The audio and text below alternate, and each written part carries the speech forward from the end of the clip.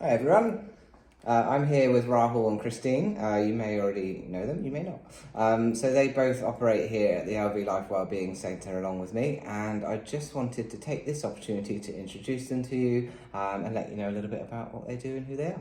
So Rahul, a newly qualified yoga teacher, and he teaches yoga here on a Saturday morning.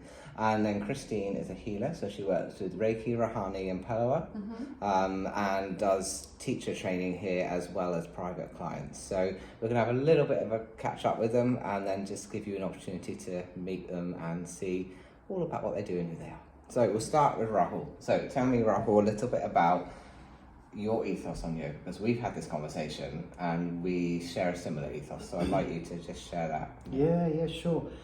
So my big belief with yoga is that it's a mind-body breath practice. It's not an exercise. It's a philosophy. I think it not being an exercise is really important.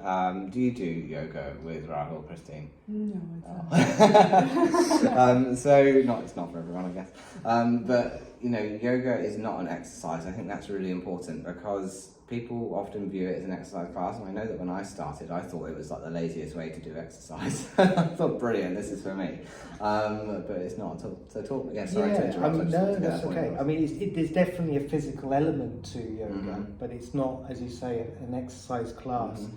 I mean, with yoga, it's, as I say, it's bringing the mind, the body, and the breath together in one single practice. I'm a firm believer in yoga being something that should be accessible to all people, regardless of age, ability, and so forth. And in my classes, I actively encourage the use of props, depending on the flexibility of an individual, because we're all on our own unique journeys. I think that's really important, actually. I know it's a little bit of a cliche to say we're all on our unique journeys, but it's so true. With yoga, it's not one size fits all, and I find that a lot of classes will operate, not necessarily yoga, but general fitness classes, if we're going to use that term, will apply a one size fits all philosophy. And this is the beauty of yoga for me, is that we can work with people and meet them where they're at, on their mat, in their practice, rather than being a class that everyone has to keep up with. Definitely. And then also with yoga, it's really important that people understand the poses, using language that people can resonate with, that's clear and understandable.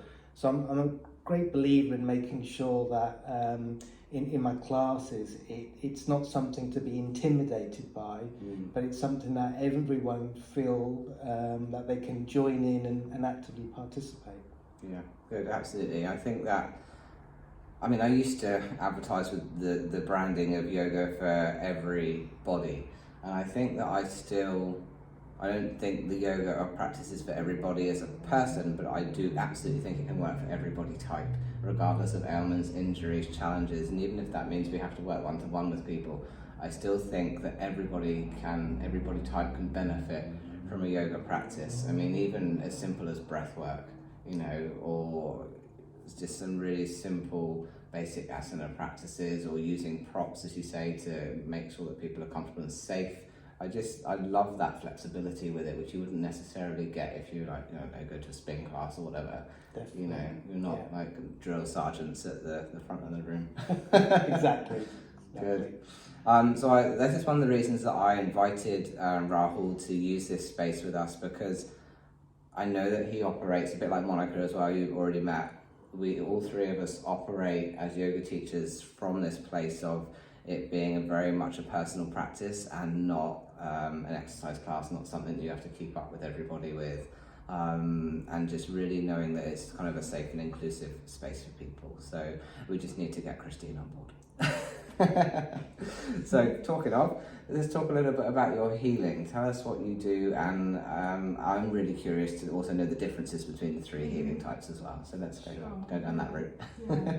So I do Reiki, I do Rahani and Palawa healing, and lots of other different healing modalities.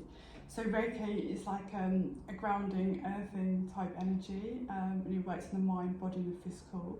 The energy will go to anywhere in your body that needs the healing, basically. It's quite intelligent in that respect. So the Rahani is like a fifth dimensional healing modality. It balances the masculine and the feminine side, and it works on the heart centre as well. So with the Rahani, you're working with the ascended masters, the archangels and the angels. And the Palawa healing is like a shift in consciousness. So it's a very popular one. So it kind of aligns all the meridians within the body for a sense of well-being. Yeah. Good. So tell me about the things that you can work, like if people are coming to you with, I don't know, a physical or mental ailment, like what are the more common things that you work with that you help to heal people through? So it's mainly kind of aches and pains really within the body. So yeah, the energy will go there and it will kind of work naturally and do its job, do what it has to do.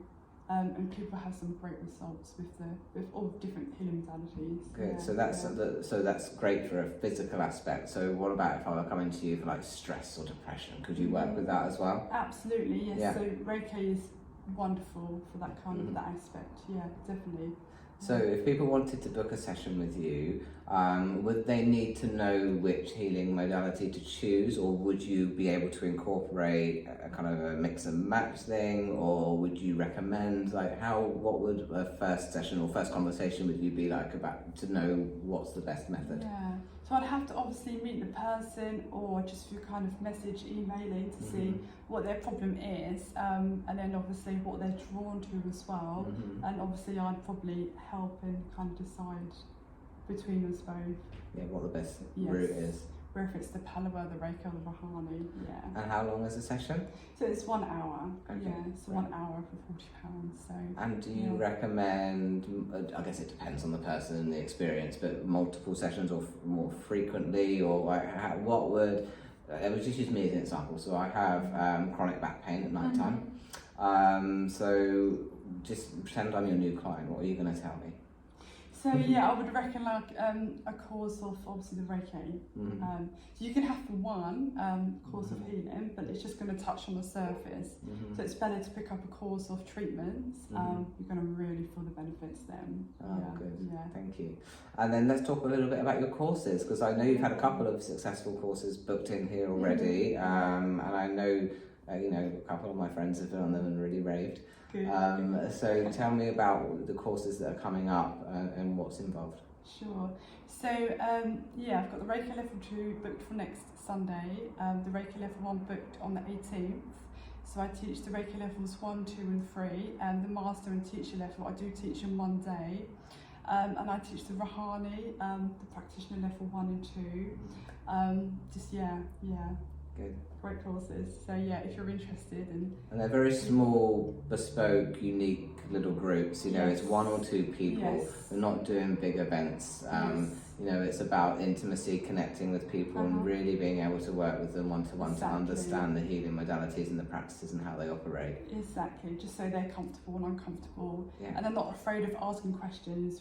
When you're like in a big group of people, you kind of hold back on asking the questions, don't you? So it's and lots of good practice time as well, because of course we've got the therapy couches here, so you get to work with each other and practice and learn together, rather than it being rotational around a big group. So and if it's like 2 people that I'm teaching, so they will both kind of receive a healing and do a practice as well. So lots of practice, so you feel confident. So when you leave the courses, you'll go off and you'll be super confident in doing Reiki or Rahani. Good. Oh, thank you so much both for speaking with me. As I said, this is really just the opportunity to introduce you to everyone, so hopefully they can learn more about you as they come to the studio and use some of your services. Thank you, and live long and prosper, I don't know. Whatever the good words are for growing your services and your classes here. Appreciate it. Thank you so much. Thank All right. Bye everyone. Thank you. Bye.